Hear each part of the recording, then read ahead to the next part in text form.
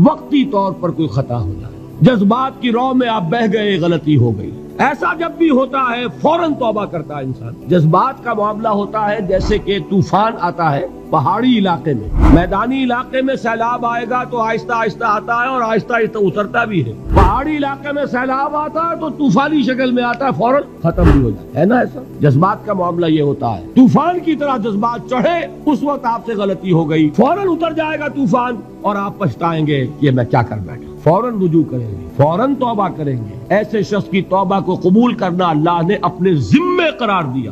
انما التوبۃ علی اللہ للذین یعملون السوء بجہالۃ ثم یتوبون من قریب۔